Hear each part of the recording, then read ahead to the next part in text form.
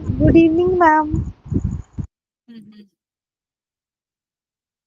तो स्टूडेंट्स हमारा वो करंट इलेक्ट्रिसिटी वाला जो यूनिट है वो कंप्लीट है। पीवाई क्यूज लगाने हमें बैठ के। अगली क्लास तुम्हारी कब है? कल ही है ना, सैटरडे को? यस। हाँ, तो मंडे से मैं स्टार्ट कर दूंगी मैग्नेटिज्म। ठीक है, क्योंकि सिलेबस भी तो कंप्लीट करना है तुम्हें। मैम कल तो मैथ्स और केमिस्ट्री की क्लास है ना? अच्छा, कल फ्राइडे है ना, सॉरी, मेरे को लगा कल सैटरडे है, परसों संडे है। पर कल भी फ्राइडे है, कल भी काम करना है। ठीक है, परसों तुम्हारी जो क्लास होगी वो है, फिर मंडे से जो भी क्लास लगेगी अगली वीक से, मंडे ट्यूसडे वेन हम लोग नया चैप्टर स्टार्ट करेंगे मैग्नेटिज्म। ठीक है, तो सैटरडे तक तुम लोग अपने जो भी तुम्हारी प्रॉब्लम्स है, जो भी तुम्हारा डिस्कशन है इस चैप्टर का, लेके आना। सैटरडे को will be your doubt class, ठीक है, इस चैप्टर की। हाँ, एवरीवन। एक ही बच्चा हमेशा पूछता है, तुम लोग भी कुछ फायदा उठा लो, कुछ पूछ लिया करो। हैं? तुम में से किसी को भी कुछ नहीं आता, मैं बता रही हूँ, तुमने कुछ नहीं पढ़ा हुआ, कुछ रिवाइज ही नहीं करते तुम। फिजिक्स का तो मैं इंटरव्यू में पूछती हूँ बच्चों से, ड्रिफ्ट वेलोसिटी नहीं एक्सप्लेन कर पाते, क्योंकि रिवाइज नहीं करते ना। किस कौन कौन बच्चा है जो डेली नोट्स, जैसे क्लास हुई, क्लास के बाद जो भी मैम ने पढ़ाया वो मॉड्यूल से या नोट से कहीं ना कहीं से पढ़ेगा? कोई है कोई बच्चा ऐसा जो डेली रिवाइज करता है? ठीक है। और बाकी क्या करते हो क्लास लेने के बाद? खराटे लेके सो जाते हो? हैं? मस्त खराटे लेते हो, सोते हो? सीरीज वगैरह भी देखते हो क्या? मैम मैं अभी डीपली रिवाइज नहीं करती मैम, बट एक बार ओवरव्यू ले लेती हूँ बस। हाँ, नहीं नहीं, देखो रिवाइज तो करना ही पड़ेगा क्लास के बाद। जैसे ही डीपी तुम्हें मिलता है, पीडीएफ जो टीचर शेयर करते हैं, उसको एक बार देखो। और डीपीपी सॉल्व करने से पहले जो क्लास के सवाल है वो देखो। हो सकता है कि क्लास में तुम्हें कुछ पॉइंट कहीं से इधर उधर समझ ना आया हो और तुमने क्लास में ना पूछा हो, तो उसको तुरंत अगर क्लास के बाद देख लोगे तो फिर भी समझ में आ जाएगा। 10 दिन बाद जाके देखोगे तो तुम्हें ये भी नहीं पता चलेगा कि फाई क्या है, बी क्या है, एम क्या है, वीडी क्या है, एन स्मॉल एन क्या है, कैपिटल एन क्या है। कंफ्यूज हो जाओगे। हैं? क्यों बुरी? सही कह रही हूँ मैं, गुरविंदर? मैम लेफ्ट हो गया जी। लेफ्ट हो गया जी मैम? पढ़ते क्यों नहीं हो, ये पूछ रही हूँ।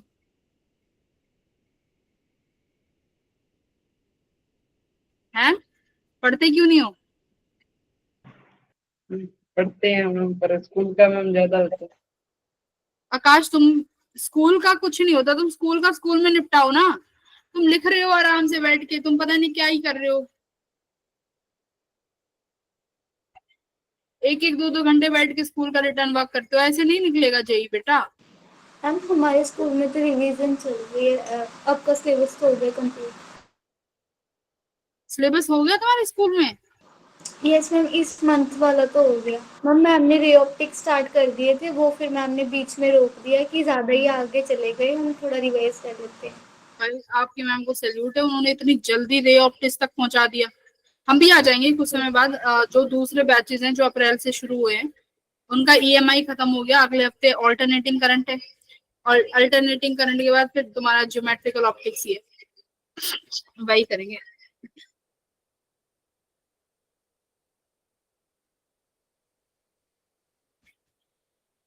बेटा पढ़ना शुरू कर दो, जेई निकालना है तुम्हारे। तुम पंजाब वालों के पास तो बहुत एडवांटेज है कैटेगरी का। सरकार जब सीट देना चाहती है तो तुम ले क्यों नहीं रहे हो? एनआईटी में अच्छी सीट लो, अच्छी जगह जाओ, अच्छी जगह से पढ़ो। अच्छी जगह से पढ़ते तो चार चीजें और समझ में आती है। कोई नहीं, तुम्हारी मर्जी है, हम तो टीचर समझा ही सकते हैं।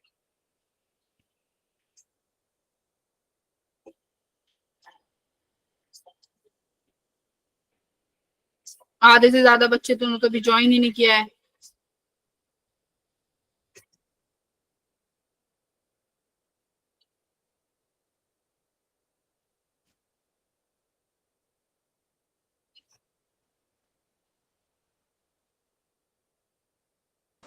मैम मैंने ना डाउट सेशन में ना डाउट ग्रुप में एक क्वेश्चन डाला था, मैं वो आपको टैग करती हूँ, वो बता दीजिए मैम इतना। कब डाला था मुझे पता नहीं, तो आज बच्चे ही भी डाला था मैम। देख लेते हैं। बेटा ग्रुप से इतने हैं, पता ही नहीं चलता कौन कहाँ टैग कर रहा है कई बार।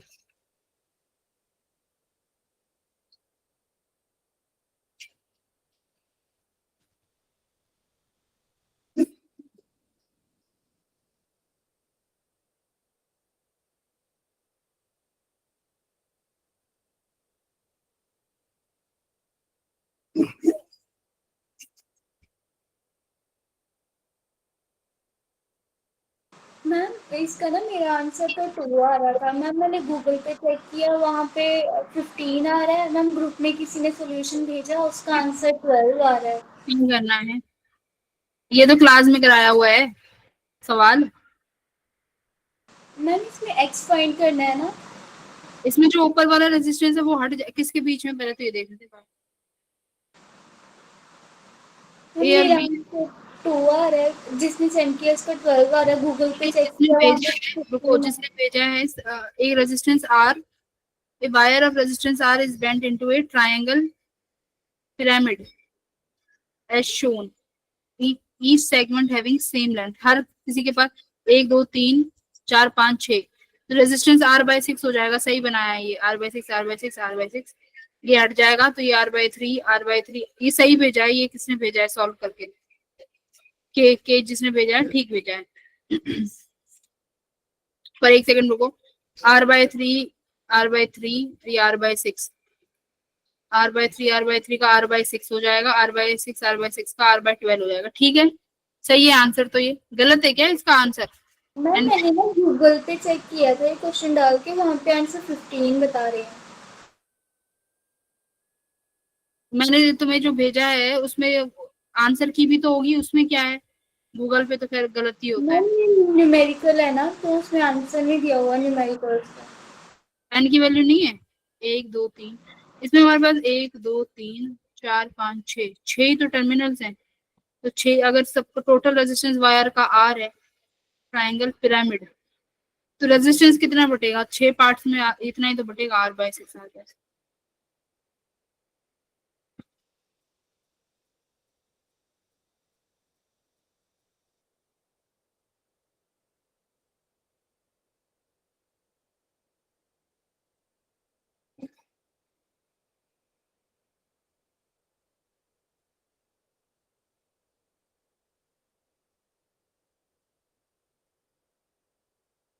नहीं, इसने जो आंसर भेजा है वही सही भेजा है, ये 12 ही आएगा।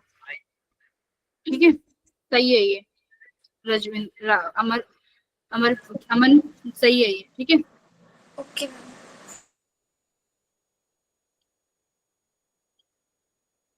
मैम आंसर की में सबके आंसर दिए हुए हैं, बस इसी क्वेश्चन का नहीं आंसर दिया हुआ है। हाँ तो ये ठीक करके भेज दिया उसने। चलो, आज हम लोगों को वैसे भी PYQs ही लगाने हैं क्योंकि हमारा सिलेबस तो कंप्लीट है।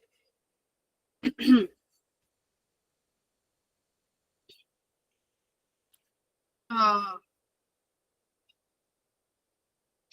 JEE mains.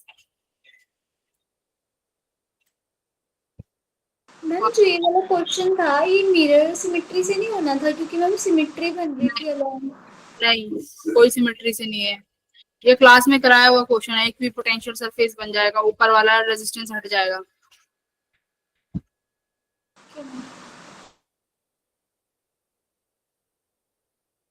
अभी मैं तुम्हें दिखा देती हूँ मिरर सिमेट्री के क्वेश्चन। एक सेकंड दो, मैं पेज ओपन कर, प्रैक्टिस ही करेंगे आज पूरे 1 घंटे बैठ के।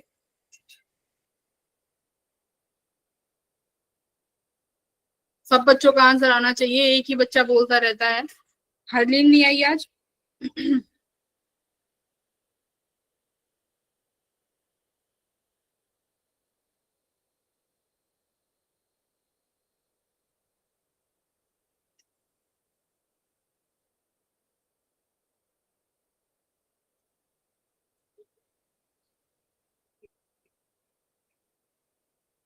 2025 के तो हो गए होंगे, 24 से स्टार्ट कर दूं मैं? है भाई? Yes, ma'am. 25 के तो आई थिंक सबने कर लिया, मैं 2024 से स्टार्ट करा रही हूँ।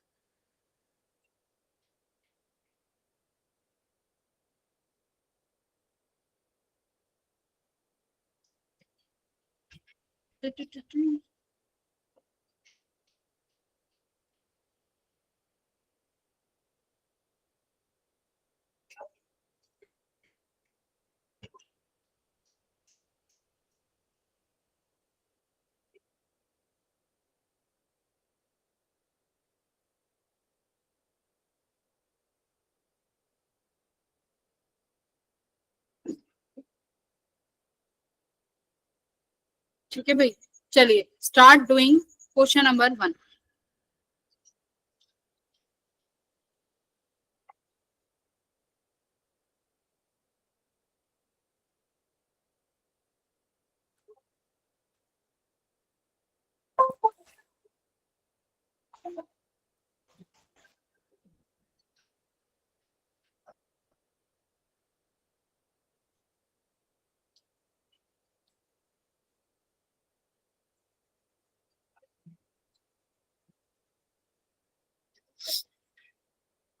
Effective resistance between A and B. A and B के बीच में रेजिस्टेंस निकालना है।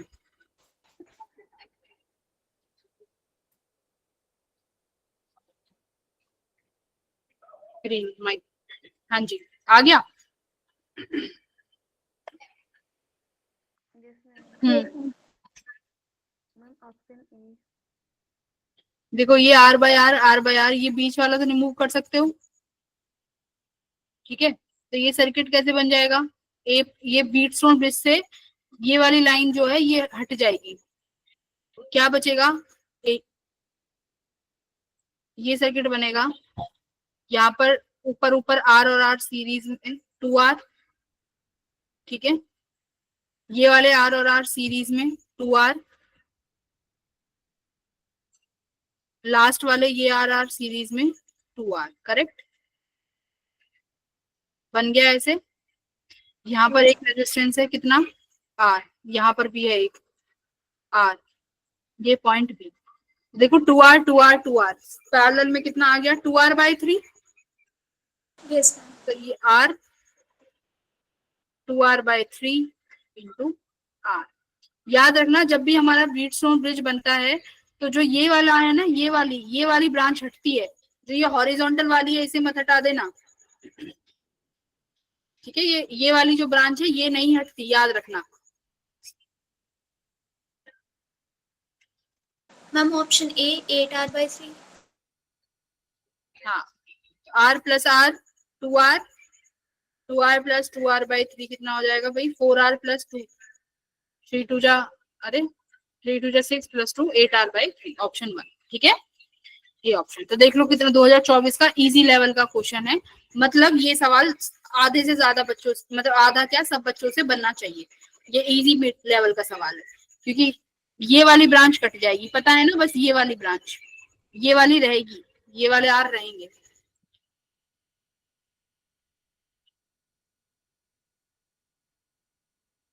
Question number 2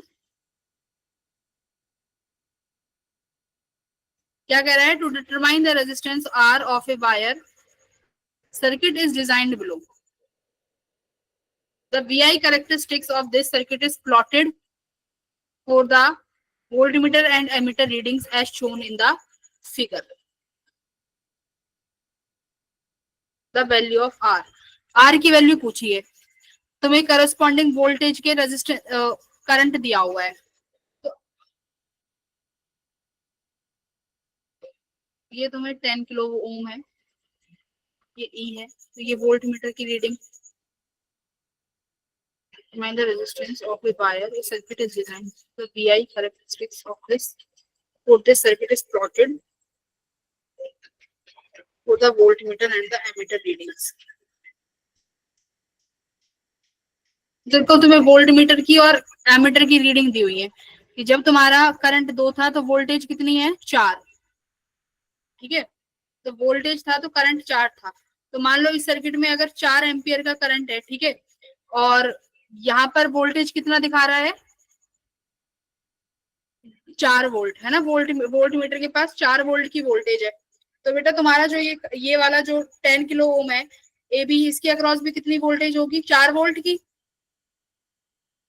current, sorry current 2 ampere ना, करंट 2 एम्पियर है, वोल्टेज 4 है। तो यानी अगर तुम्हारे वोल्ट मीटर में 4 वोल्ट का रीडिंग शो कर रहा है, इसका मतलब ए बी इसके पैरेलल है, तो 10 किलो ओम में भी ये रीडिंग होगी, 4 की 4 है ना, 4 वोल्ट।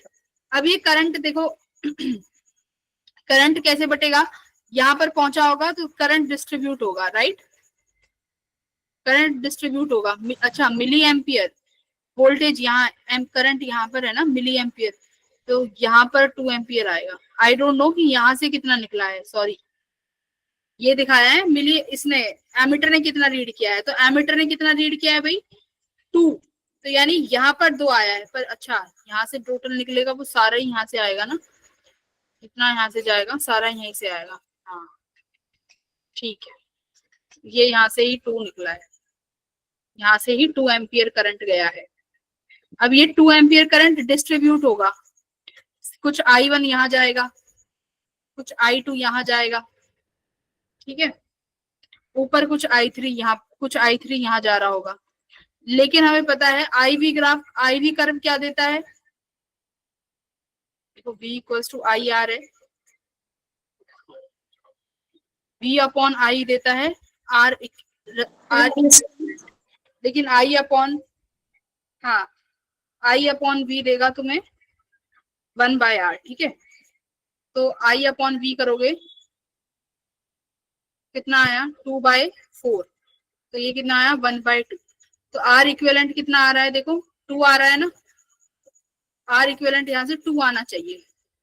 तो अगर ये 10 किलो ओम है तो ये और ये सब 10 किलो ओम और ये R पैरेलल में लगेगा, ठीक है, this R should be in parallel.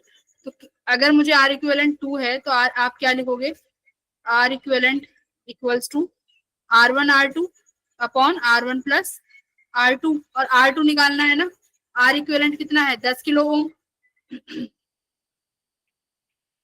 R kilo 10 kilo, sorry R equivalent तो 2 किलो है ना, हमने 2 निकाला है, R इक्विवेलेंट लिखोगे यहाँ पे 2, R1 10 है, R2 अपॉन 10 प्लस R2 कितना आया, ये करो solve, 20 plus 2R2 equals to 10R2, कितना हो गया भाई 20 इक्वल्स टू 8R2, R2 कितना आया 21 कितना बना ये 8 दूनी 16, 2 पॉइंट समथिंग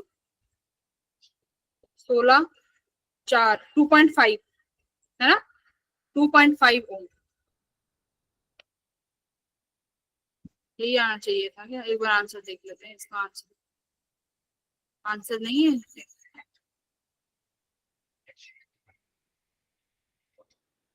आंसर ही नहीं दे रहे, आंसर तो देने चाहिए थे भाई।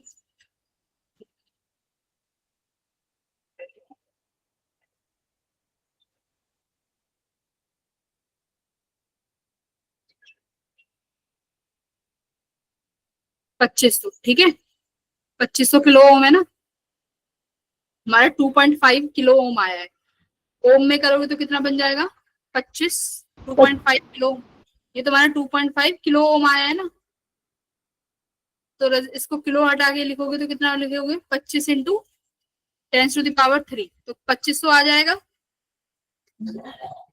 बोलो अरे समझ में आया, 2500 कैसे आया, वो किलो है ना, इसने ओम में पूछा है तो उस किलो को ओम में कर देना, तो इसलिए ये 2500 ओम हो जाएगा, सही है बेटा। क्या किया देखो वी आई कर्व दिया हुआ है, वी आई कर्व से हमें क्या मिलता है आर इक्विवेलेंट, लेकिन ये आई वी कर्व है तो आई वी कर्व क्या देगा 1/R, देखो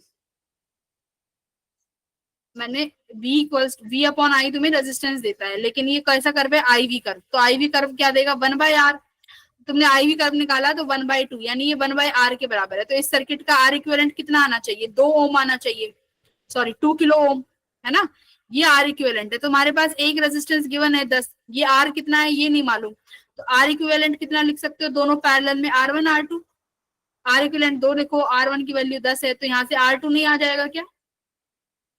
बोलो, इजी लेवल का क्वेश्चन था ना ये भी, पर मैम इन ग्राफ में वैल्यूज तो 3 दी हुई है, बस हमने एक ही यूज करके निकाली बेटा है। सबका सेम ही आएगा। देखो 3/6 1/2, 4/8 1/2, कांस्टेंट है ना। ओम्स लॉ यही तो होता है। ओम्स लॉ का मतलब स्ट्रेट लाइन ग्राफ का मतलब क्या होता है? स्ट्रेट लाइन का मतलब यही है कि अगर आप यहाँ भी थीटा निकालोगे तो वो भी सेम आएगा, इस पॉइंट पे थीटा निकालोगे वो भी सेम आएगा। This is what straight line is. Theta her point पे सेम आता है, ठीक है। तो ये IV कर्व है, यहाँ से आप ले लो, सबका रेजिस्टेंस निकाल लिया, R इक्विवेलेंट है वो। आई थिंक क्लियर है बेटा सबको ये question? Yes ma'am. IV curve, yes सुनो, IV कर्व R इक्विवेलेंट देता है, R रेजिस्टेंस यानी उसका थीटा। तो IV कर्व क्या होता है? हमने थीटा निकाल लिया यानी y/x, y पे I है, x में v है, तो I/v हो गया, वहां से रेजिस्टेंस आ गया 2। और तुम्हें पता है इस पूरे सर्किट का रेजिस्टेंस जो है इक्विवेलेंट वो 2 आना चाहिए। एक रेजिस्टेंस 10 किलो ओम में, दूसरा निकालना है, तो R इक्विवेलेंट से निकाल लो। हाँ जी बोलो, बोलिए। किसी ने कुछ थम्स अप हैंड रेस कुछ किया था? आओ तीसरे सवाल पे आओ, तीसरा क्वेश्चन करो, बहुत अच्छा है और इजी भी है। देखो क्या कह रहा है, equivalent resistance between A and B।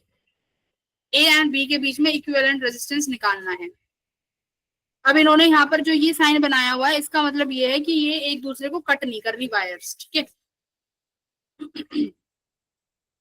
तो जहां पर स्ट्रेट लाइन होती है, मैंने तुम्हें क्या बोला है, जहां पर स्ट्रेट लाइन मीट करती है उनका रेजिस्टेंस आप सेम लिख सकते हो।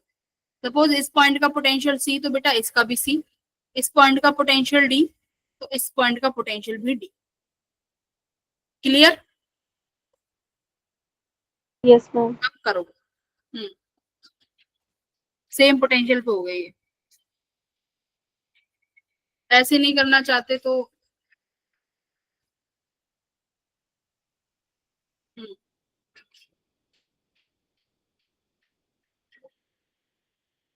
तो देखो AC, अब ये तुम्हारे पास टर्मिनल आ गए AC D और फिर AP, 4 टर्मिनल आ गए। कनेक्ट करते जाओ कैसे? हम A टर्मिनल से लेके C के बीच में एक रेजिस्टेंस लगा हुआ है 6 ओम का, ठीक है, ये C टर्मिनल है। फिर C टर्मिनल से D टर्मिनल पे कितना लगा हुआ है बेटा? देखो ये C और D दोनों सीरीज में हो गए 15, C और D के बीच में है ना ये, तो यहाँ लिखोगे आप 15 ओम। पोटेंशियल कितना है D। C और D के बीच में यहाँ भी लगा हुआ है, देखो 7 + 8 कितना? 14 15 15 15। सेम पोटेंशियल है तो पोटेंशियल सेम होता है तो पैरेलल में होते हैं, तो एक 15 यहाँ लगा दिया, ठीक है। अब फिर देखो, फिर आगे बढ़े आप, फिर आपने देखा C और D, फिर ये पैरेलल में कितना? 15, एक 15 और पैरेलल 15 में लगा दो, ये लो आगे गए। अब क्या है आगे? D और B, तो ये अलग से कनेक्ट कर दिया, हो गया 15 15 15, कितना हो गया पैरेलल में? 15/3 यानी 5। 5 तो 6 5 8 सीरीज में, 6 5 8, और B और A के बीच में आया है ना, देखो क्या आंसर आया? 19 वेरी गुड, ऑप्शन नंबर। तो बस यहाँ पर क्या था कि ये जो वायर्स हैं इनके एंड पॉइंट का जो जहां ये कनेक्ट होती है वहां पर दोनों पॉइंट का पोटेंशियल सेम होता है, ये याद रखना।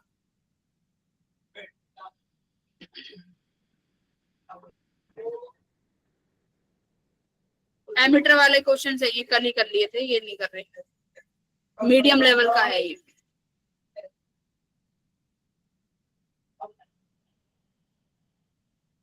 अच्छा तुम्हारा बेटा पावर वाला टॉपिक तो रह ही गया, आपका मैंने पावर वाला टॉपिक नहीं कराया ना?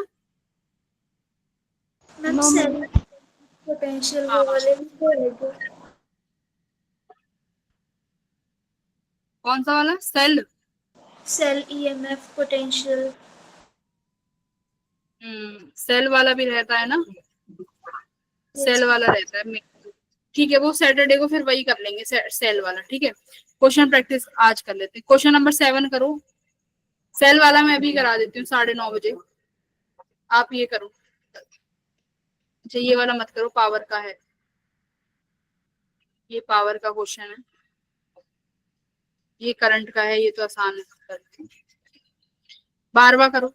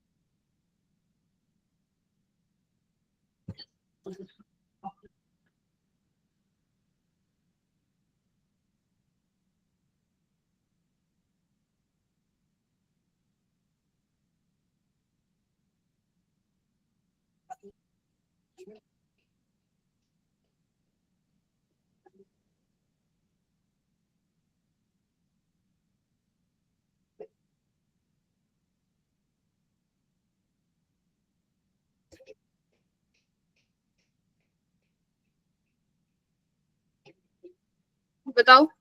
Ammeter consist A 240 ohm coil connected in parallel to a 10 ohm shunt. The reading of emitter is।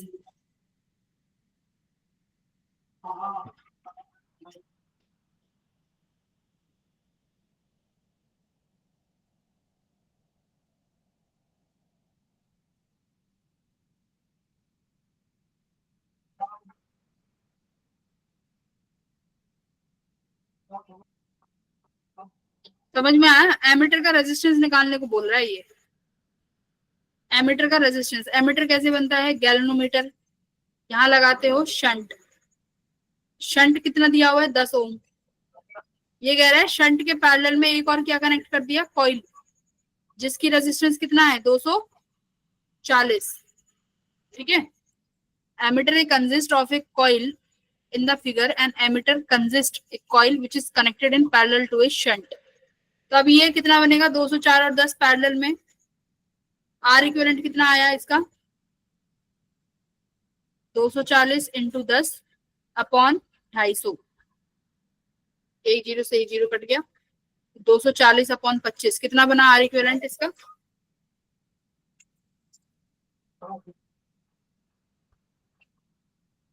समझ में आया? उसने बोला कि भैया एम्पियर शंट से मिलके बनता है, उसने उस शंट के पैरेलल में भी एक कॉइल लगा दी, तो आर इक्विवेलेंट इस एमीटर का कितना आया? 9.6। 9.6। तो इसका मतलब है कि एमीटर के पास खुद का एक रेजिस्टेंस है जो कितना है? 9.6 ओम का। तो भाई 9.6 ओम का है, तो V कैसे निकालोगे? V equals to I, R equivalent होता है, करेक्ट। तो आपके पास 9.6 ये है और 140 ये। वोल्टेज कितनी है? 24। तो आर इक्विवेलेंट कितना हो जाएगा? 140 प्लस ये 9.6 कितना बनेगा बेटा ये? अच्छा ये 4 है तो 6 और 4 10 हो गया। 9 और 1 10 हो जाएगा। 150। 24 बटे 150 करो। 24 बटे 150 0.16। 0.16 आया। और ये मिली एम्पियर में पूछ रहा है, तो हमारा कितना बन जाएगा? ये 1.6 है। हमारा आंसर आया 0.16 एम्पियर।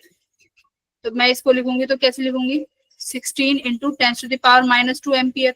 मिली में लिखूंगी तो क्या लिखूंगी? 1.6। ठीक है, तो ये अपना ऑप्शन सही है। इजी इजी लेवल के हैं, देखो ये इजी लेवल है, अगर तुम इसमें भी कंफ्यूज हो गए तो ये इजी लेवल का सवाल है। एमीटर की रीडिंग मतलब जितना करंट उससे जाएगा, तो तुम्हें उसका रेजिस्टेंस निकालना था। उस एमीटर का रेजिस्टेंस निकाल दिया तुमने 9.6। तो सर्किट में दोनों रेजिस्टेंस जो गिवन है और एमीटर सीरीज में हो गए। बोलो समझ आया है? Yes, ma'am. Yes।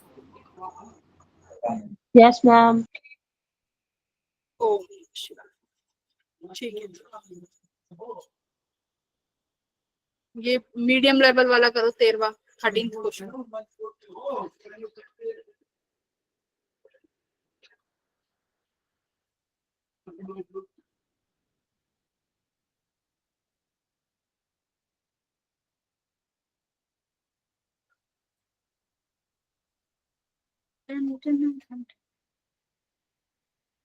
6 बजे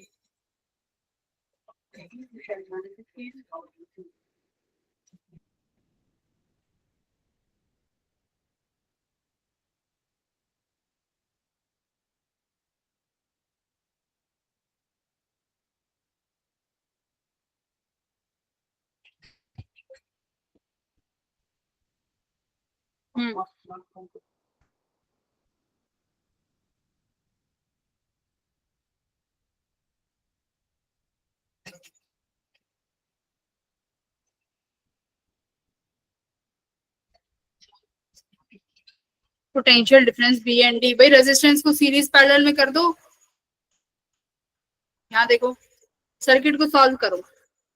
ये 12 सीरीज में और ये 24 और 24 पैरेलल में कितना हुआ? ए और बी के बीच में कितना है?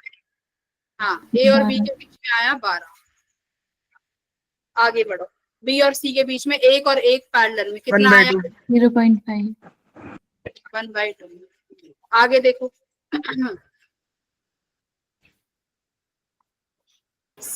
मैम 5 ऑप्शन में है। सी से अभी देखते हैं, सी से डी 0.5 है।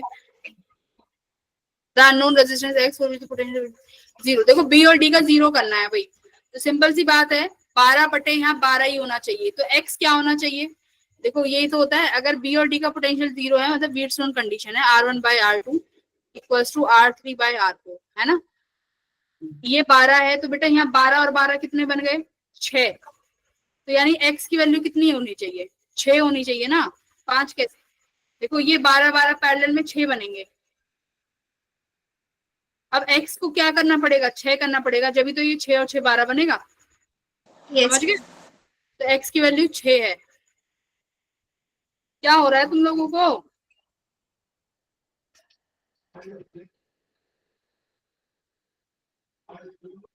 ये देखो, ये वो क्वेश्चन है जो मैंने तुम्हें कराया था क्लास में, जब तुम कह रहे थे नहीं नहीं शायद ये वो नहीं है, नहीं वो तो डिफिकल्ट था, ये मीडियम। करो इसको, ट्राई करो। इजी लेवल, बहुत इजी। अगर तुमने ये कर दिया ना, मैं समझ जाऊंगी तुम्हें कॉन्सेप्ट आ गए।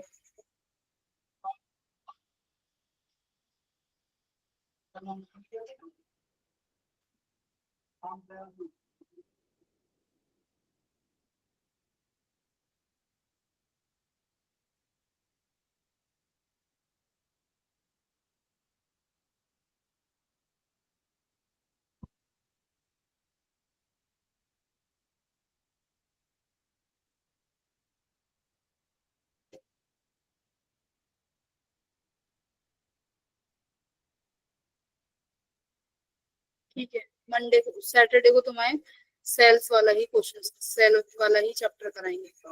इजी है वो, ज्यादा टाइम नहीं लेते।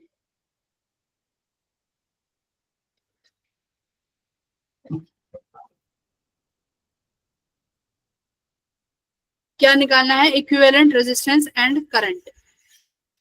आर निकाल लोगे तो V equals to IR, V दिया ही हुआ है। Medium level. अब मैं कहूंगी बहुत इजी। क्या आंसर आ रहा है बेटा जी? भाई सीरीज पैरेलल ही तो लगाना है। करंट यहाँ से आया, सपोज आई करंट आया, करंट यहाँ पहुंचा ए पॉइंट पे। अब क्या होगा करंट के साथ बताओ? Point B C D. चलो करंट के साथ क्या होगा बेटा? क्या होगा करंट के साथ?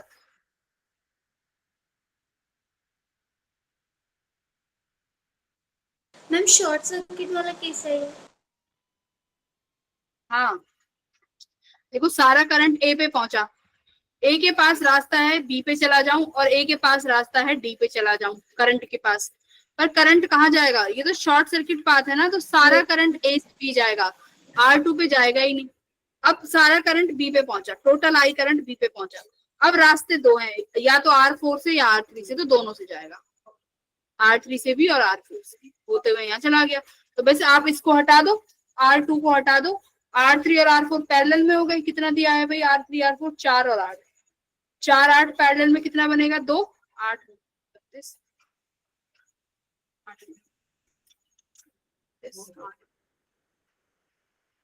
कितना बना? है? 8 और 4। क्या? 8 और 4 पैरेलल में निकाल लो और उसको 10 के साथ क्या? 2.6 बन रहा है। ठीक है, 2.6 बन रहा है, उसको R1 के साथ सीरीज में कर दो। R1 कितना है? 10। R इक्विवेलेंट आ गया तुम्हारा 10 प्लस 2.6 यानी 12.6। तो मतलब अप्रोक्सीमेट आंसर दिया हुआ है इन्होंने 12। पक्का 8 और 4 जो बनेगा वो 2.6 बनेगा। 32/12 कैलकुलेट कर लेंगे।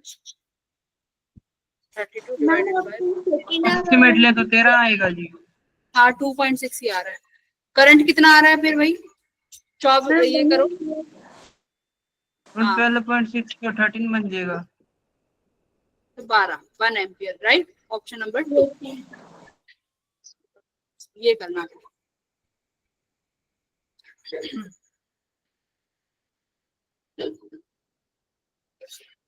17 क्वेश्चन करो। In an experiment to determine the galvanometer resistance by half deflection method, the plot of 1 by theta, theta याद रखना वही है deflection proportional to current वाला। The resistance of the resistance box is shown in the figure. The figure of merit of galvanometer is इतने division. The source has EMF of 2 volt. ये देखो division दिया हुआ है, 1 by थीटा दिया हुआ है यहाँ पे और रेजिस्टेंस के साथ। गैल्वेनोमीटर का रेजिस्टेंस जो है हम डिफ्लेक्शन से दिखा रहे हैं 1 by थीटा से।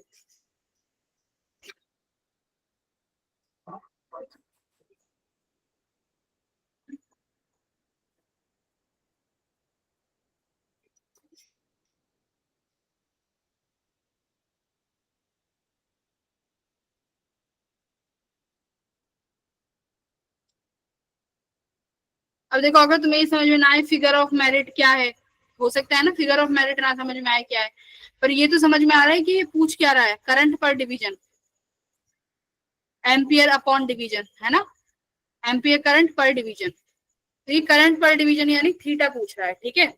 इसी को क्या, थीटा को ही करंट पर डिवीजन बोलते हैं। ईएमएफ 2 वोल्ट की दे रखी है।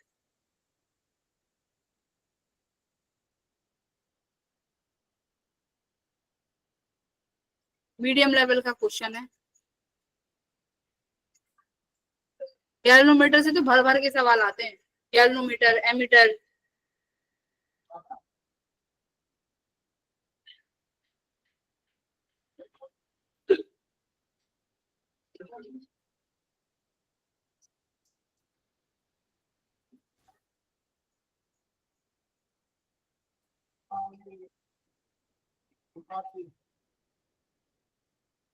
देखो ये थीटा प्रोपोर्शनल टू आई है ना, यहाँ पे मैं ऐसे लिख सकती हूँ, theta if proportional to I, theta equals to some constant आई,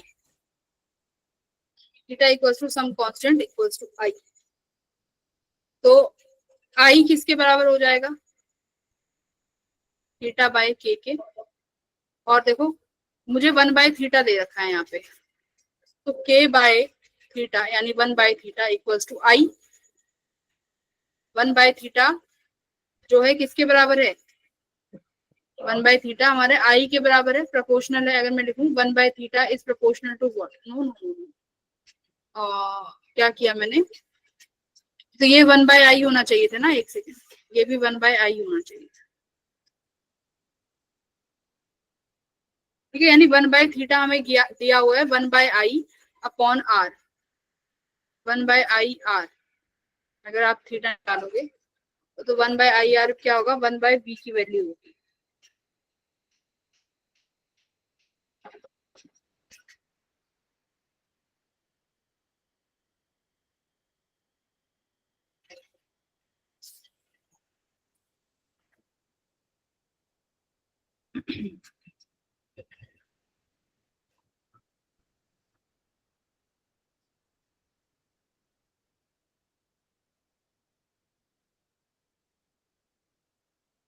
मनदीप हुआ,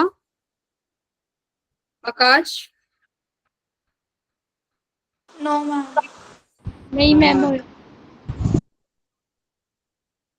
इशिका, अभी जो नई ये यूके के जो बच्चे आए हैं,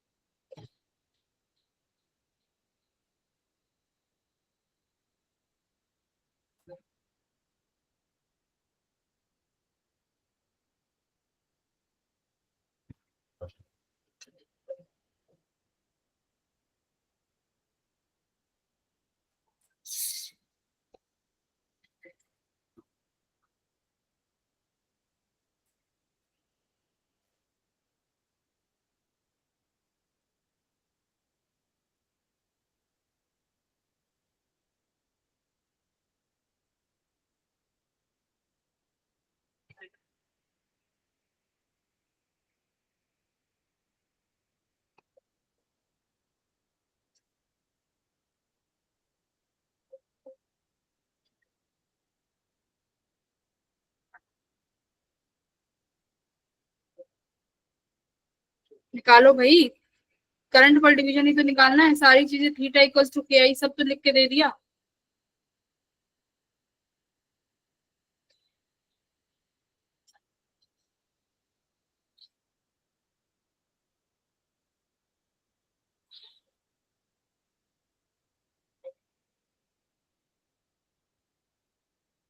एक सेकंड, रफ कर देते हैं।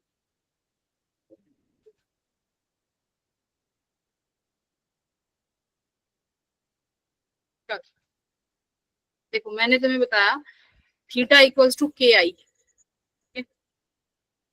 आई किसके बराबर यहाँ से, नहीं हमारा क्या था, आई इज प्रोपोर्शनलिटी,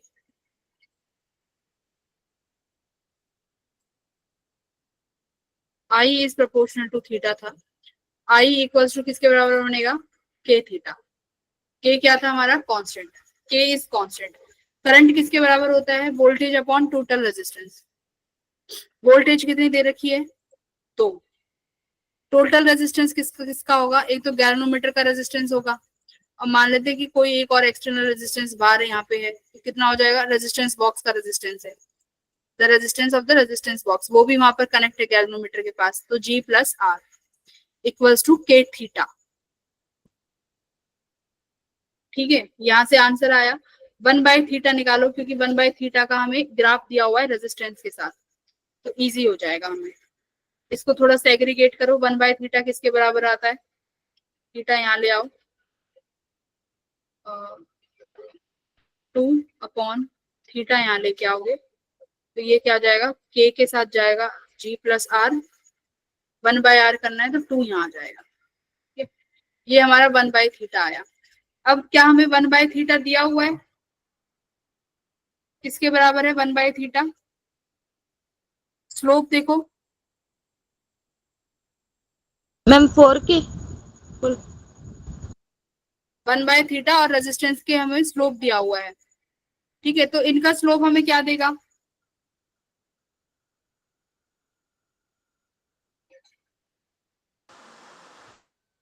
के की वैल्यू, हम के कांस्टेंट। के की वैल्यू तो देगा, देखो आई इक्वल्स टू थीटा है ना, I equals to K theta है। अब हमारे पास 1/थीटा अपॉन आर क्या देगा, 1/थीटा किसके बराबर आ गया, ये के बराबर आ गया ना, और ये कितना गिवन है, 1/2 गिवन है के की वैल्यू, तो यहाँ से तुम के की वैल्यू क्या रख सकते हो, 1/2। ठीक है,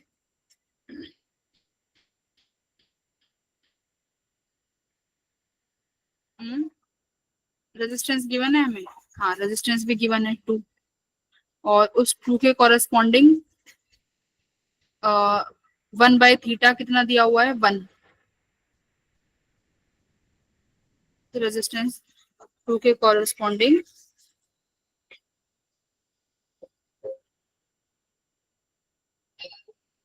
G प्लस,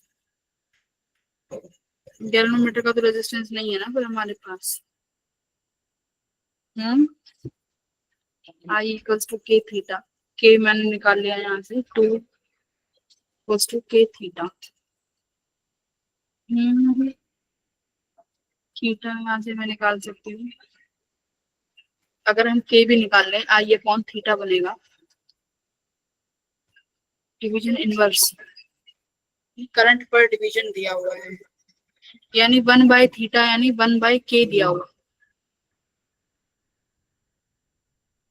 1/थीटा यानी के दिया हुआ है ना। इसमें कंफ्यूजन को स्लोप क्या देगा,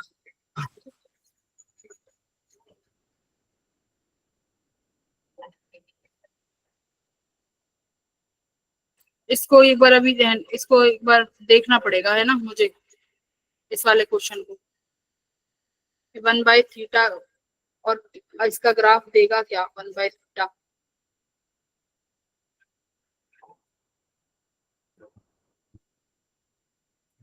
कुछ समझ में आ रहा है क्या कर सकते हैं इस वाले क्वेश्चन में, कुछ आइडिया लग रहा है?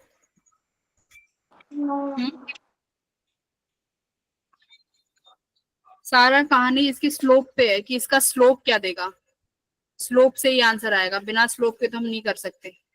अगर मैं इसी इक्वेशन को देखूं I equals to K theta से, कांस्टेंट से, तो 1/थीटा इक्वल्स टू के और 1/थीटा इक्वल्स टू k/i। ठीक है, 1/थीटा जो है k/i की वैल्यू है और उसके कॉरेस्पॉन्डिंग ये रेजिस्टेंस है। तो मैं अगर y/x करूं, y क्या है 1/थीटा और ये मेरा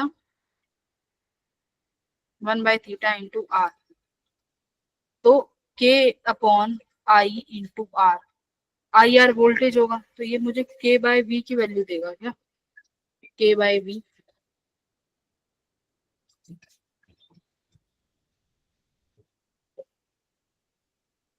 ये plot versus resistance R. 2 volt.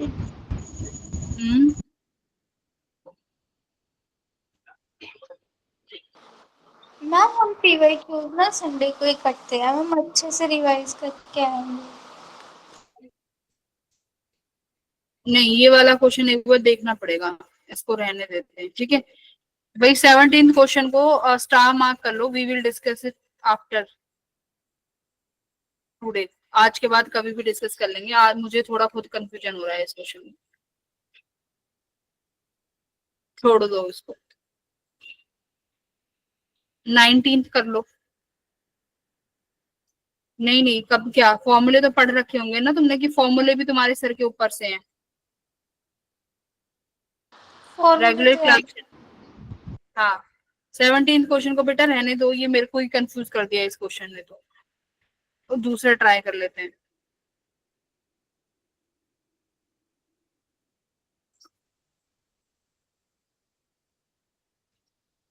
Nineteen तो आसानी से कर लोगे, रेजिस्टेंस पूछा है, ये देखो मैंने 19 क्वेश्चन क्लास में कराया है, अब पता नहीं तुम्हें याद होगा कि नहीं।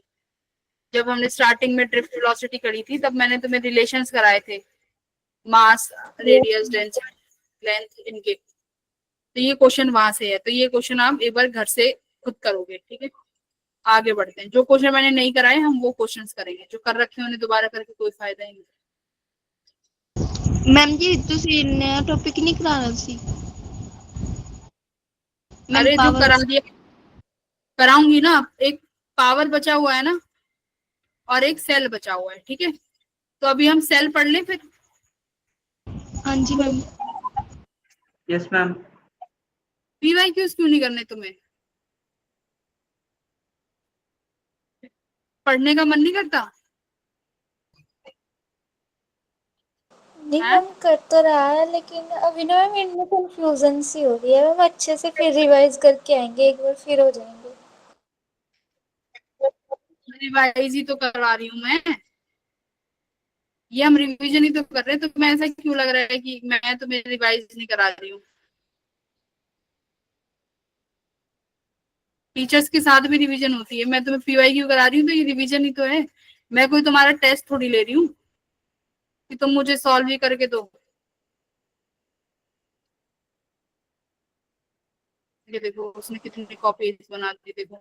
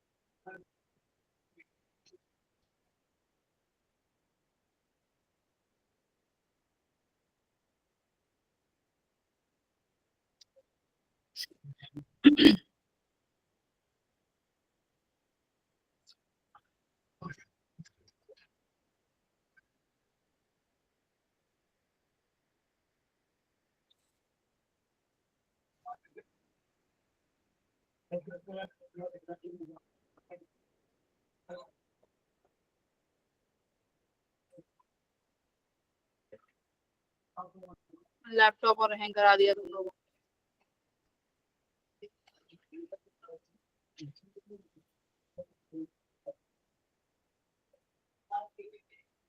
ठीक है,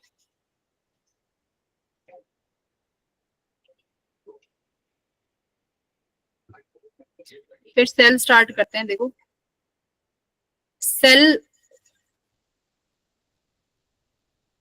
पहले बात करते हैं बैटरी की। अगर हमारे पास एक सेल है और उस सेल को मैं ज्यादा बना दूं, मतलब एक सिंगल अगर ये साइन दिखेगा तो बेटा इसको बोलते हैं सेल। और अगर मैं ये बहुत ज्यादा लगा दूं तो वो क्या बन जाती है, बैटरी बन जाती है। मान लो मैंने 2 से ज्यादा ये साइन लगा दिए, तो अब ये कंप्लीट क्या बनेगी, इसको हम फिर बैटरी बोलने लग जाते हैं। ठीक है, अब इसका सही कनेक्शन क्या है, देखो पॉजिटिव के साथ नेगेटिव, नेगेटिव के साथ पॉजिटिव टर्मिनल जुड़ना चाहिए। ठीक है, ये इसका सही होता है कि ये नेगेटिव जो है इसके पॉजिटिव से जुड़ा है। These are the correct connection, negative positive से जुड़ा है, मतलब एक सेल का नेगेटिव टर्मिनल दूसरी बैटरी के साथ पॉजिटिव से जुड़ना चाहिए, तब वो हमारे जो कनेक्शंस होंगे वो सही होंगे। अगर मान लो तुमने पॉजिटिव नेगेटिव और दूसरी बैटरी का नेगेटिव जोड़ दिया तो ये कनेक्शन कैसे हैं, ये रॉन्ग कनेक्शन है। ठीक है, these are the wrong connection. तो पॉजिटिव को नेगेटिव के साथ जोड़ना पड़ेगा। फिर देखो बेटा, फिर हमारी आती है 3 टर्म्स तुम्हें पढ़ना पड़ेगा। एक तो होता है ईएमएफ और एक होता है पोटेंशियल डिफरेंस। पढ़ा है ईएमएफ और पोटेंशियल डिफरेंस, सुना है ना इनके बारे में? तो देखो ईएमएफ क्या होता है, हाँ ईएमएफ कब बोलते हैं और कब पोटेंशियल डिफरेंस बोलेंगे।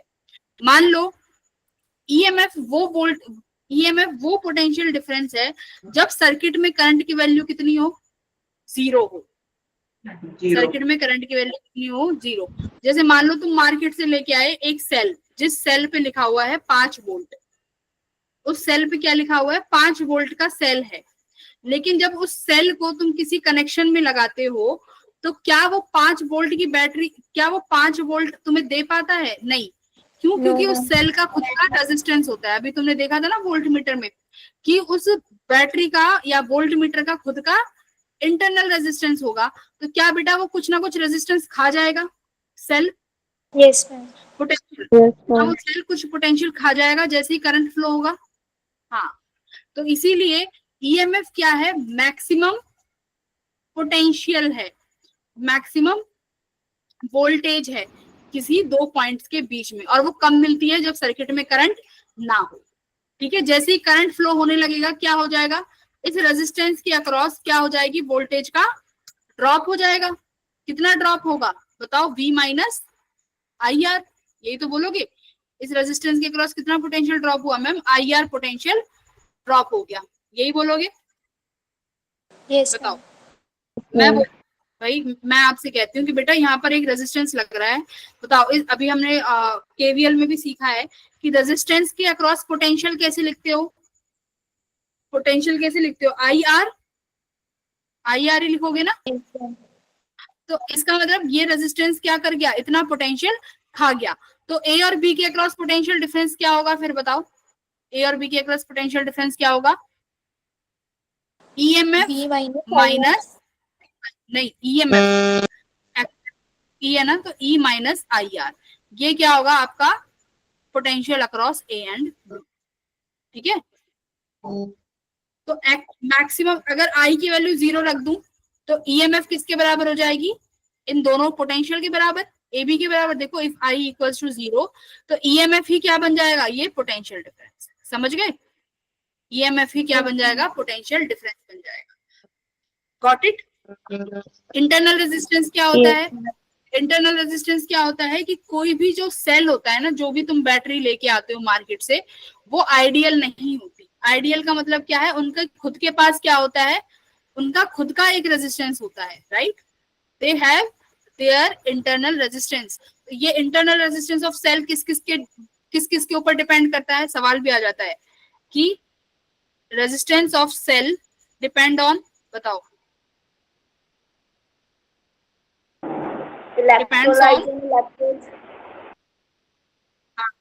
इलेक्ट्रोलाइट मटेरियल, एक तो इलेक्ट्रोलाइट और किस सेल मटेरियल का, सेल किस सेल का मटेरियल है उस पर डिपेंड करेगा। तो पहले लिखोगे इलेक्ट्रोलाइट, केमिस्ट्री में पढ़ा होगा ना, सेल इलेक्ट्रोलाइट सॉल्यूशन तो चाहिए होता है। दूसरा सेल का material। अरे क्या कर रहे हो, ये है तुम्हारे दो जहां पर डिपेंड करता है सेल का रेजिस्टेंस। अब एक चीज सुनो, सबसे इंपॉर्टेंट, मान लो बैटरी में बेटा कोई करंट नहीं है, there is no current in the battery, तो ए और बी का जो पोटेंशियल डिफरेंस है वो किसके बराबर होगा, potential difference between A and B EMF के बराबर, जो इस सेल का ईएमएफ है उसी के बराबर होगा। हाँ, तो यहां से लिखोगे V A minus V B किसके बराबर है, इस सेल का जो ईएमएफ है उसी के बराबर है। अब एक बात सुनो, दो चीज आते हैं, बैटरी का डिस्चार्ज होना। मुझे बताओ बैटरी डिस्चार्ज कब होती है, बैटरी डिस्चार्ज कब होगी, उसमें से करंट निकल रहा हो जी। हाँ, बैटरी कब डिस्चार्ज होगी बेटा, जब बैटरी काम करेगी, है ना, जब बैटरी से वर्क डन, जब बैटरी वर्क करेगी, तो जब बैटरी वर्क करेगी मतलब बैटरी से करंट क्या हो रहा होगा, निकल रहा होगा, है ना, बैटरी से करंट निकलेगा। तो ये देखो बैटरी का जो पॉजिटिव टर्मिनल है बेटा, यहाँ से करंट बाहर की तरफ निकल रहा है ना, यहाँ से करंट बाहर की तरफ निकल रहा है। तो ये साइन याद रखना, जब बैटरी डिस्चार्ज होती है तो पॉजिटिव से करंट बाहर निकलता है। ज्यादातर ऐसी तो बनाते हैं, जब भी मैं तुम्हें सर्किट डायग्राम बनाती हूँ तो पॉजिटिव से बाहर निकालते हैं, है ना, तो ये एक्चुअल होता है। अब देखो, अब आप लिखना चाहोगे ए से बी तक केवीएल लगाओ, आप लिखोगे मैम वी ए, अब ये जो ये लिखोगे इसका ईएमएफ क्या लिखोगे, प्लस से नेगेटिव जा रहे हो आप तो माइनस ई लिखोगे, करेक्ट। माइनस ई से आर के अक्रॉस पोटेंशियल ड्रॉप होगा, तो देखो करंट इस डायरेक्शन में है तो क्या लिखूं, प्लस का आई आर लिखूंगी ना, ये किसके बराबर हो जाएगा, वीबी के बराबर। तो बेटा वी ए माइनस वीबी किसके बराबर हो जाएगा, देखो ई माइनस आई आर। यहां तक किसी को दिक्कत, ए टू बी केवीएल लगाया है बस, वी ए प्लस से माइनस माइनस ई, रेजिस्टेंस आप करंट के अपोजिट हो तो प्लस का आई आर इक्वल्स टू वीबी। इसका मतलब क्या हुआ, जब बैटरी से काम होगा तो वही बात है, पोटेंशियल डिफरेंस क्या हो जाएगा, ईएमएफ से तो कम ही आएगा, करेक्ट। भाई मैक्सिमम ईएमएफ है ना, potential difference, maximum potential difference EMF है। जब करंट चालू कर दोगे तो कुछ रेजिस्टेंस के अक्रॉस पोटेंशियल ड्रॉप हो जाएगा, तो वो कितना होगा, आई आर, तो ईएमएफ में से आई आर घटा दो, वो पोटेंशियल डिफरेंस ए बी के अक्रॉस है। अब देखो क्या बैटरी चार्ज भी होगी, भाई बैटरी जब डिस्चार्ज हो जाएगी कंप्लीटली तो बैटरी चार्ज भी तो कर सकते हो, है ना, यस है ना, बैटरी चार्ज भी तो कर सकते हो ना। तो जब बैटरी को चार्ज करोगे तो करंट किसको देना पड़ेगा, बैटरी को, करेक्ट, करंट किसे देना पड़ेगा, बैटरी को। तो जब बैटरी इज गेटिंग चार्ज तो प्लस साइन कहाँ जा रहा है, देखो प्लस साइन कहाँ जा रहा है, करंट का साइन कहाँ है, बैटरी के अंदर, हाँ मतलब बैटरी के अंदर करंट जा रहा है, मतलब बैटरी को चार्ज करना पड़ रहा है। अब आप यहाँ लिखोगे तो आप क्या लिखोगे, VA प्लस से नेगेटिव माइनस E, करंट भी इसी डायरेक्शन में है तो अब क्या लगाऊं इसको, minus IR equals to VB। तो क्या आया बेटा, ये VA माइनस VB किसके बराबर हो गया, E प्लस IR। बोलो यहाँ तक तो दिक्कत है? इसका मतलब जब बैटरी चार्ज हो रही है तो EMF से भी ज्यादा पोटेंशियल डिफरेंस है ना AB के अक्रॉस, यानी इनको बोलते हैं हम टर्मिनल वोल्टेज। तो यहाँ पर बेटा जब चार्जिंग के दौरान टर्मिनल वोल्टेज किससे ज्यादा हो गई, ग्रेटर देन, हाँ, मतलब EMF जो मैक्सिमम वोल्टेज होती है उससे भी ज्यादा हो गई। क्यों, क्योंकि भाई बैटरी पर कोई और दूसरा काम कर रहा है, कोई और बैटरी को चार्ज दे रहा है, तो इसीलिए बैटरी के अक्रॉस जो पोटेंशियल होगा वो क्या हो जाएगा, EMF से भी ज्यादा हो जाएगा। लेकिन जब बैटरी डिस्चार्ज हो रही होगी तो पोटेंशियल क्या हो जाएगा, EMF से कम हो जाएगा। तो ये याद रखना है, ये साइन याद, तुम्हें बस ये याद रखना है कि साइन क्या लगाना है। जब बैटरी डिस्चार्ज हो रही है तो मतलब वो खुद काम कर रही है तो उससे चार्ज निकलेगा, करंट निकलेगा, और जब उसको चार्ज करना पड़ रहा है तो उसमें करंट भेजना पड़ेगा। ठीक है, इजी वन। अब आते हैं, देखो ये तो हमने पढ़ ही लिया। अब आते हैं सीरीज कॉम्बिनेशन ऑफ सेल, यानी अगर सेल को इकट्ठा जोड़ दें, एक से ज्यादा मैं सेल लगाऊं, तो उनका सही तरीका क्या है कनेक्ट करने का। जैसे मैंने अभी तुम्हें क्या बताया कि प्लस के साथ क्या लगाना पड़ेगा, माइनस। हाँ, देखो यहाँ पे करते हैं। मैम अगर सेम टर्मिनल्स अटैच कर दे तो पोटेंशियल डिफरेंस नहीं क्रिएट होगा। हाँ देखो, मान लो मेरे पास ये सेल है, देखो प्लस नेगेटिव, इसके साथ अब क्या लगाना पड़ेगा यहाँ पे, प्लस नेगेटिव प्लस नेगेटिव, इस तरीके से। मान लो ये EMF 1, ये 2, ये E3, ऐसे। अब अगर इनके पास इंटरनल रेजिस्टेंस भी है तो कैसे करोगे, E1 इसका इंटरनल रेजिस्टेंस लगाओगे यहाँ पे R1, फिर क्या कनेक्ट करोगे, पॉजिटिव साइन ही आना चाहिए, E2 इसका इंटरनल रेजिस्टेंस हो गया R2। ठीक है, ये इस तरीके से होगा, फिर से प्लस साइन, E3 इसका नेगेटिव, और फिर से इसका रेजिस्टेंस R3। इस तरीके से मैंने A और B के बीच में बेटा बहुत सारे सेल लगा दिए। अब देखो, अब आता है कि हम E इक्विवेलेंट क्या निकालेंगे। ठीक है, E इक्विवेलेंट का मतलब समझ रहे हो कि इन तीन सेल को लगाने की जगह हम एक ही बैटरी लगा दें। भाई ये 3 सेल है ना, इन 3 सेल की जगह मैं एक ही सेल लगा दूं तो वो क्या होगा, E इक्विवेलेंट। तो देखो ये कब होगा, जब नेगेटिव से पॉजिटिव जुड़ा है तो E इक्विवेलेंट को क्या करना पड़ेगा, ऐड कर दो, यानी E1 plus E2 plus E3। तो सारे सेल क्या हो जाएंगे बेटा, ऐड हो जाएंगे। रेजिस्टेंस बताओ, सीरीज में है ना, सारे रेजिस्टेंस सीरीज में है। अगर करंट I ऐसे फ्लो करा दूं तो सब सीरीज में, R इक्विवेलेंट भी क्या हो जाएगा, R1 plus R2 plus R3। ठीक है, पर सपोज अगर मैंने पोलैरिटी चेंज कर दी, ये मेरा EMF E1, मैंने EMF E2 को ऐसे लगा दिया,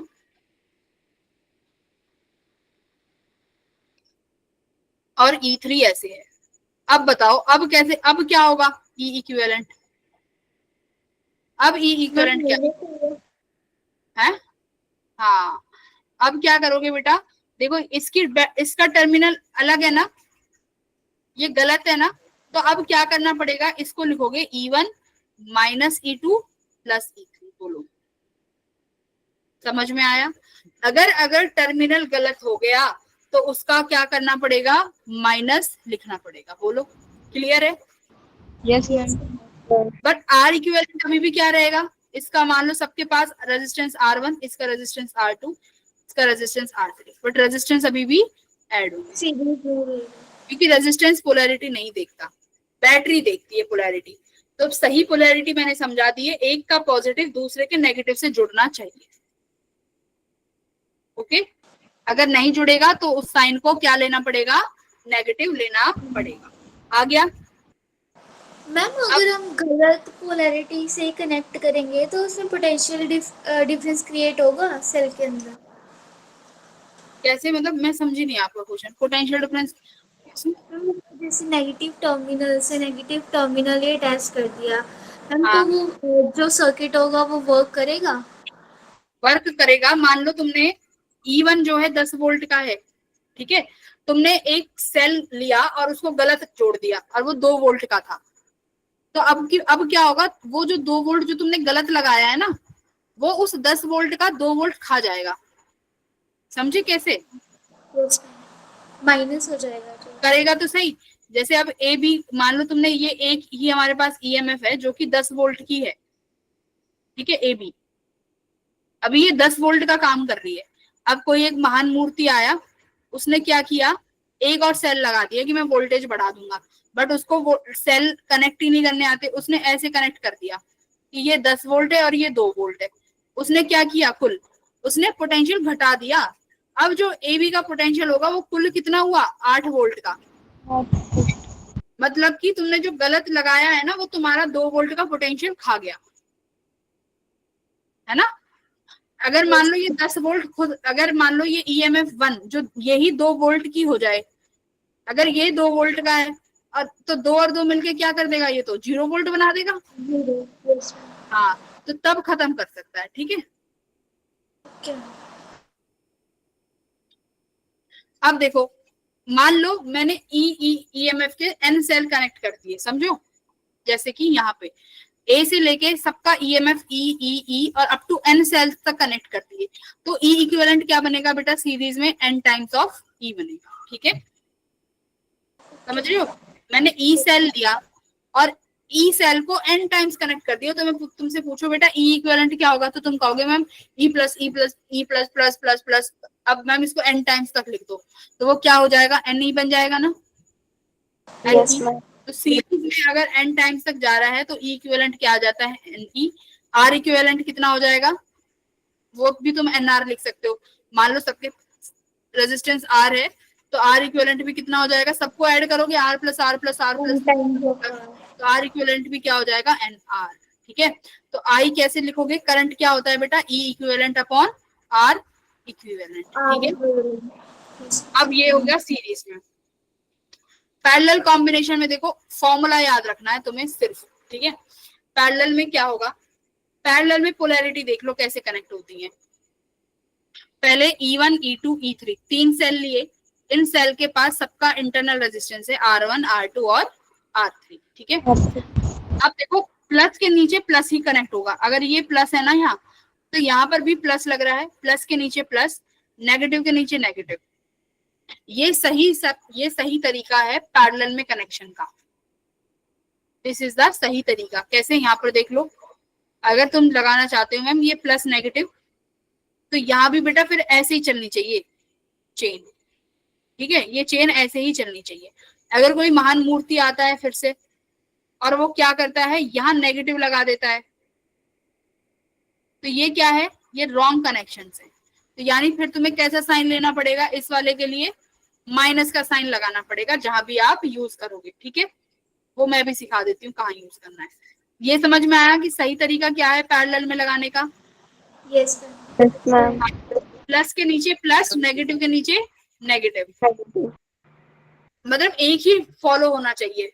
प्लस के नीचे प्लस ही होना चाहिए, नेगेटिव के नीचे नेगेटिव, नेगेटिव के नीचे नेगेटिव, ऐसे ही होना चाहिए।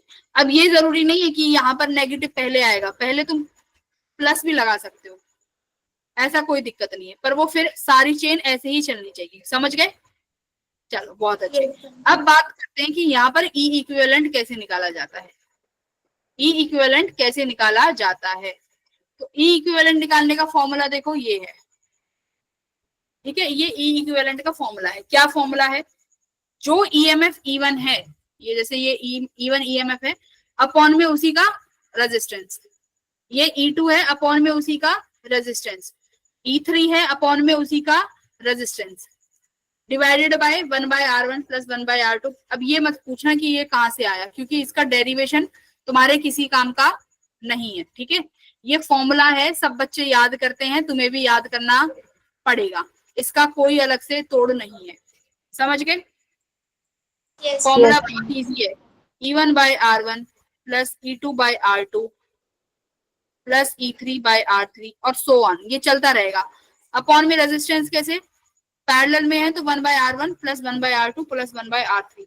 याद रखना ये सिर्फ अभी क्या आया है, ये ई इक्विवेलेंट आया है, कौन सा इक्विवेलेंट, कि मैं तुमसे कहूँ कि बेटा ये जो तुमने 3 सेल लगाए हैं इस पैरेलल में, एक ही सेल लगा दो तुम, तो वो एक सेल कैसे निकालोगे उसकी वैल्यू, वो ऐसे निकालोगे E1/R1 E2/R2। अब फिर उसके बाद R इक्विवेलेंट, तो तीनों R किसमें है, ये R किसमें है पैरेलल में, पैरेलल में R इक्विवेलेंट का फॉर्मूला क्या होता है, ये वाला 1/R1 1/R2 प्लस 1/R3। तो अभी देखो तुमने R इक्विवेलेंट निकाल लिया और E इक्विवेलेंट निकाल लिया, तो करंट निकाल लोगे, I की वैल्यू क्या हो जाएगी, I क्या हो जाएगा, I equals to E equivalent upon R equivalent, बोलो ठीक है। तो ये तुम्हारी क्या रहेगी वैल्यू। आगे बढ़े, फॉर्मूला याद हो गया। अब सुनो, मान लो मैं तुमसे कहती हूँ कि बेटा मैंने पैरेलल में ना सेम ई की मैंने m टाइम्स तक लगाया, मतलब लास्ट तक जाते जाते मैं ई कनेक्ट करती जा रही हूँ, मुझे बताओ पैरेलल में ई कितना आएगा, पैरेलल में ई इक्विवेलेंट कितना आएगा। भाई हो सकता है ना कि तुम्हें ये पेपर में दे दें और तुम्हें ये पता होना चाहिए कि अगर पैरेलल में जैसे सीरीज में ई कनेक्ट था, पैरेलल में ई कनेक्ट हो जाए तो ई इक्विवेलेंट कितना आता है। तो याद रखो पैरेलल में ई इक्विवेलेंट कितना आता है बेटा, ई आता है सिर्फ। कैसे, फॉर्मूला क्या था, E1/R1 प्लस E2/R2, करेक्ट, यही था। मैंने माना कि अभी मेरे पास ये दो ही हैं, ठीक है, ऐसे तुम्हारे पास m टाइम्स हो सकते हैं, 1000 टाइम हो सकते हैं, मैंने अभी 2 मान के सॉल्व किया। तो देखो E/R plus E/R upon 1/R, यहाँ से देखो ये वाला फॉर्मूला प्लस 1/R, इसे सॉल्व करोगे तो E इक्विवेलेंट किसके बराबर आया है, सिर्फ E के बराबर आया है। तो तुम्हें ये याद रखना है कि अगर हम पैरेलल में कनेक्ट करेंगे सारे सेल्स को तो वो किसके बराबर आएगा, सिर्फ E के। लेकिन सीरीज में किसके बराबर आया था, n टाइम्स ऑफ। पैरेलल में सिर्फ आया है ओनली E। बस ये तुम्हें याद रखना है, बच्चे कई बार कंफ्यूज हो जाते हैं, ठीक है। अब आई थिंक अब क्लियर है। R इक्विवेलेंट वैसे ही निकलेगा जैसे निकालते आते हैं 1/R करके, ठीक है। फिर देखो अब ये मैंने तुम्हें क्यों सिखाया, अब काम आएगा मिक्स्ड ग्रुपिंग। मिक्स्ड ग्रुपिंग क्या दिख रही है तुम्हें, मिक्स्ड ग्रुपिंग, हाँ देखो यहाँ पर तुम्हें ये वाले सेल सीरीज में दिख रहे हैं, ई हैं, दिख रहे हैं। अब ये वाले सेल पैरेलल्स में दिख रहे हैं, इस कलर से नहीं दिख रहा होगा शायद, चमकीला कलर ले लेते हैं। ये देखो ये तीनों किसमें है भाई, सीरीज में। कहां तक दिए हुए इन्होंने, n टाइम्स।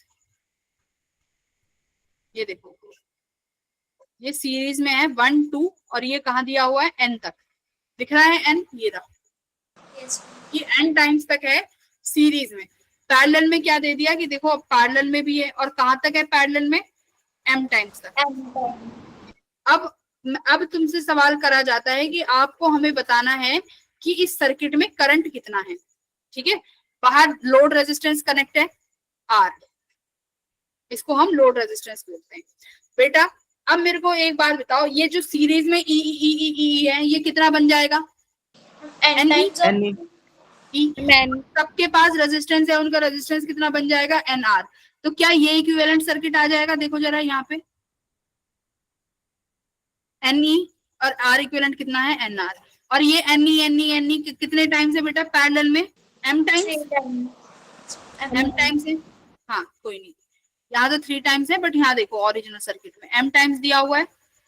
अब एक बात बताओ, अभी पढ़ के आए हो, अगर हमारे पास पैरेलल में सेम वोल्टेज होती है तो E इक्विवेलेंट किसके बराबर आता है, m के, मैम E के इक्वल आता है। यहाँ पे देखा था ना, यहाँ पे ये ई थी तो E इक्विवेलेंट किसके बराबर आया था, E के बराबर ही आया था ना। यहाँ पर ये E क्या है, NE है, यहाँ पर ये E कितना है, NE। तो NE को तुम इनफाइनाइट टाइम्स लिख दो, वो कितना ही आना है, NE आएगा ना पैरेलल में। तो तुम यहाँ से लिख सकते हो कि मैम E इक्विवेलेंट किसके बराबर आ गया, NE के बराबर आ गया। देखो यहाँ पे E इक्विवेलेंट NE आ गया, बोलो यस मैम। सबको इतना क्लियर हुआ। देखो Yes, एक ma'am. एक डिटेल में और बहुत इजी तरीके से करा दिए। ठीक है, अब बात आई आर इक्विवेलेंट की। तो देखो सीरीज में आर इक्विवेलेंट कितना बनेगा, एन आर। अब वो एन आर बेटा अपॉन अपॉन अपॉन अपॉन में कितना हो जाएगा, एन आर बाय एम। कैसे इसको देखो, इसको ये तुम्हें समझ नहीं आया होगा, देखो कैसे।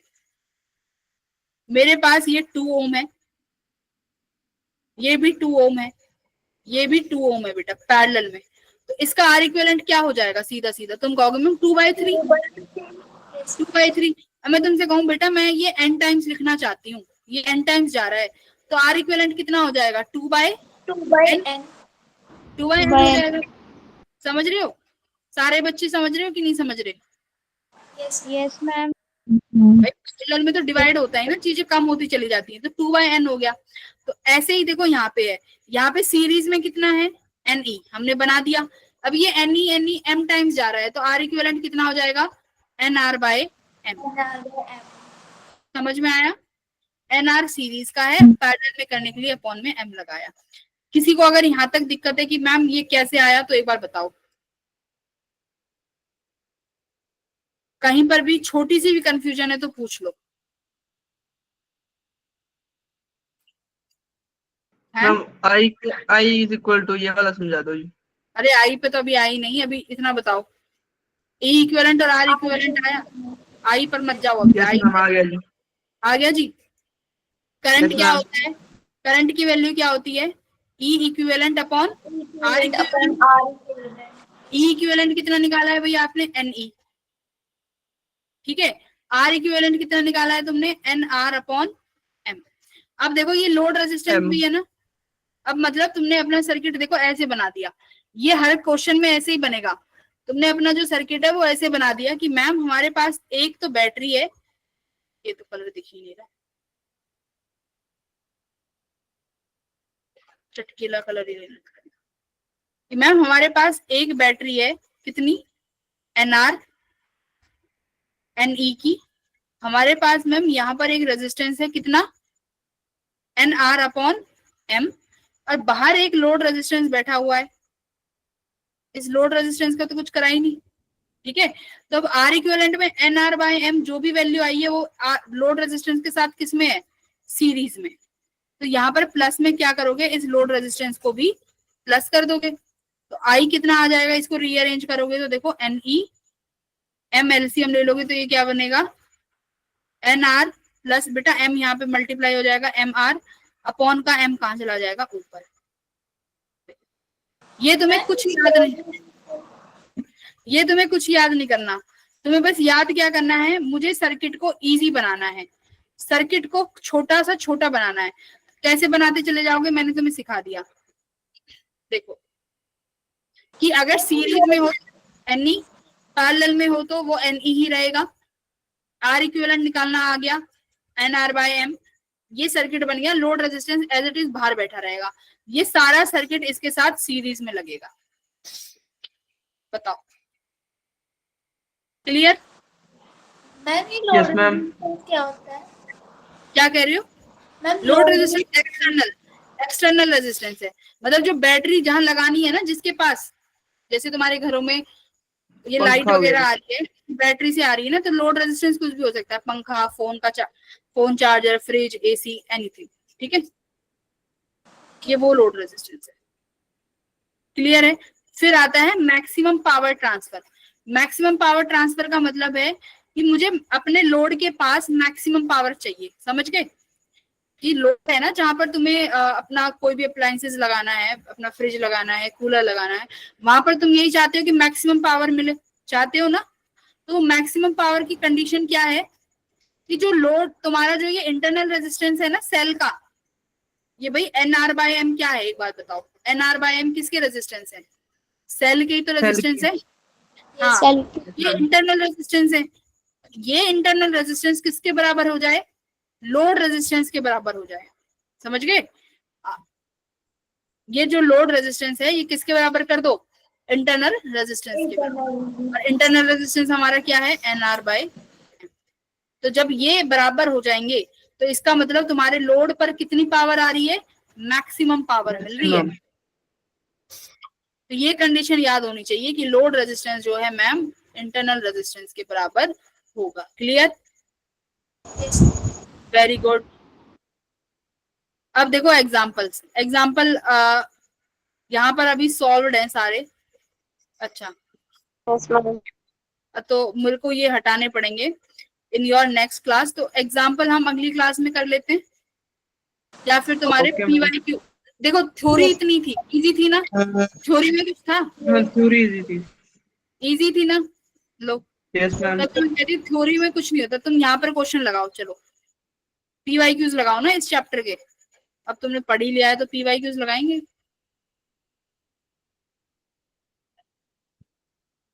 चलो करो क्वेश्चन नंबर 33 लास्ट। ये 33 कर दो और फिर मजे करो। E1 E2 सीरीज में है कि पैरेलल में? बस पहले तो ये बताओ। मैम सीरीज में है। वेरी गुड, सीरीज में है। क्या सही कनेक्टेड, क्या कनेक्शन सही है? No, no ma'am. मैम। हाँ नो मैम। हाँ, वेरी गुड। तो करंट कितना आएगा? करंट निकालो पहले।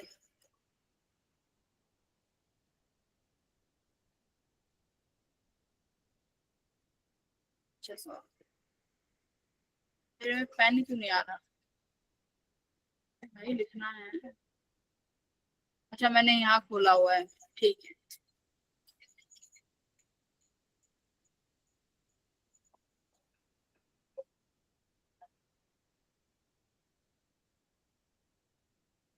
करंट निकालो बैटरी में, कितना है आई?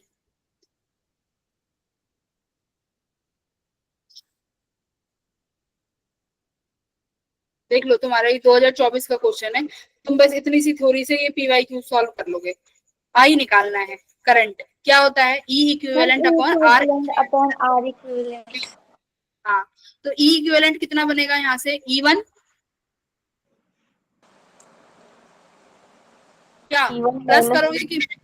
हाँ, E1 minus E2। Minus E2। क्योंकि टर्मिनल्स गलत है। अगर सही होते तो E1 प्लस E2 करते। अब टर्मिनल्स गलत है तो माइनस। E1 माइनस E2 कितना आया? 8 में से 2 गए तो 6 ओम।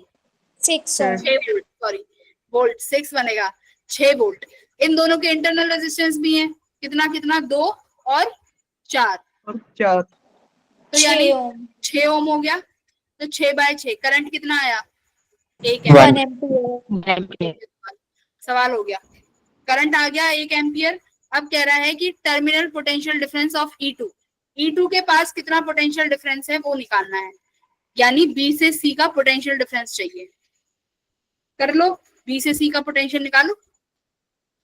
कैसे लिखोगे? VB कितना, इसके पास रेजिस्टेंस भी है तो B से C तक KVL लगाओ।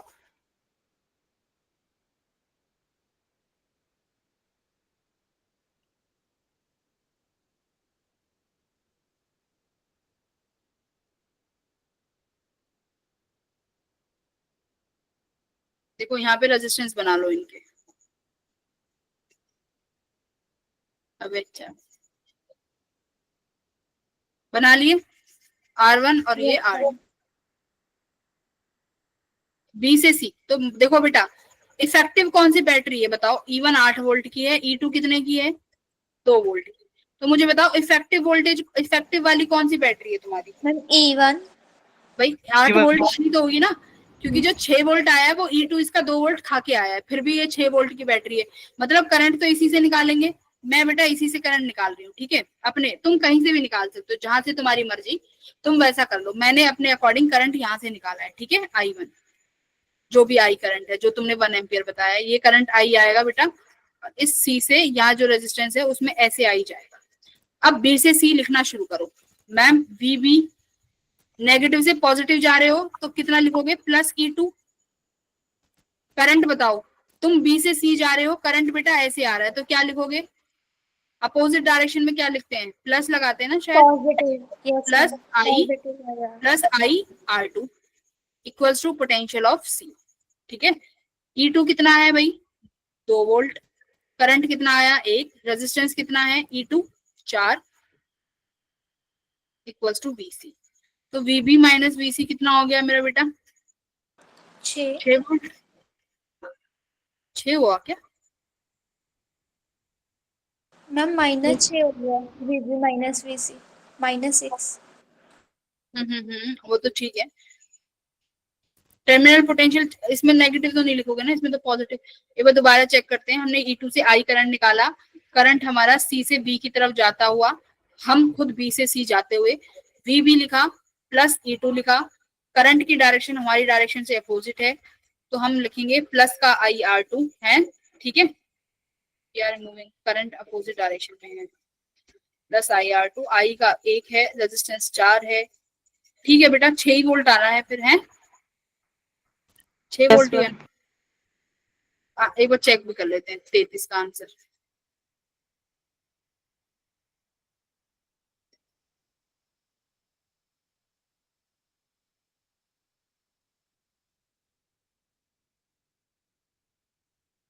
ठीक है, ये यस रहा। मैम, 6 आ रहा है।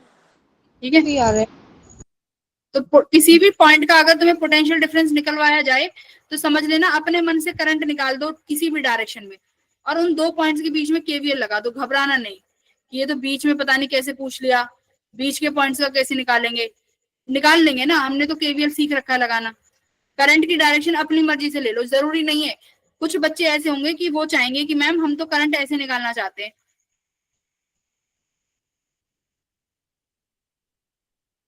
ये E1 है, ये E2 है, मैम ऐसे निकालना चाहते हैं हम तो, बताओ ऐसे निकाल लो, कोई दिक्कत नहीं, तुम ऐसे कर लो। पर तुम्हें डायरेक्शन तो लगानी आती है ना फिर, यस मैम।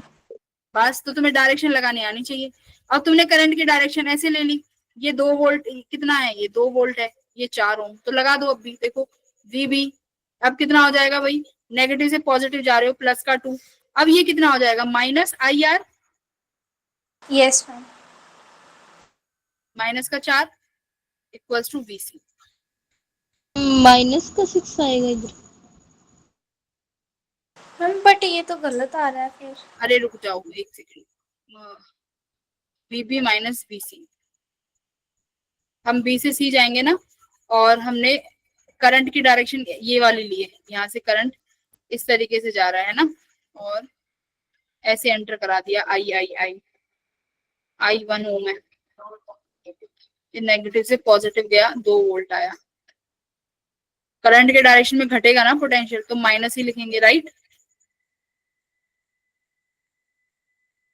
गलत तो नहीं आना चाहिए बेटा।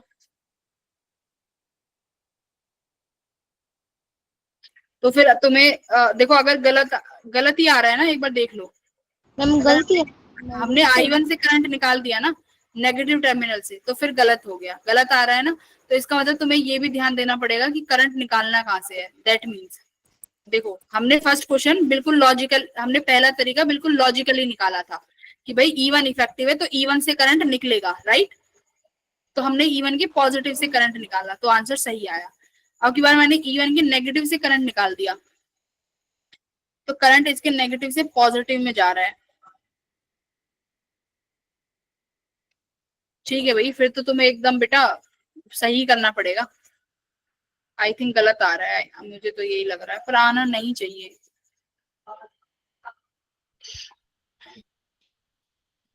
नहीं आना चाहिए ना, पर आ रहा है, तो इसका मतलब लॉजिकली ही सही करना पड़ेगा, ठीक है। Okay ma'am. ठीक है, तो मतलब E1 इफेक्टिव है तो E1 से ही करंट निकालो। अगर E2 इफेक्टिव होता तो E2 से करंट निकालते, ठीक है। तो your option 6 volt is correct. तो ऐसे ही सारे क्वेश्चंस कर लेंगे, अगली क्लास में मिलेंगे और क्वेश्चंस करेंगे इसके। आई थिंक अब तो तुम खुश हो कि मैम ये रह गया था, करा दिया, ठीक है। चलो यस मैम। हाँ, तो क्वेश्चंस करेंगे तो और मजा आ जाएगा तुम्हें। चलो bye everyone. Bye ma'am. Bye ma'am, bye, good night ma'am. Good night. Ma'am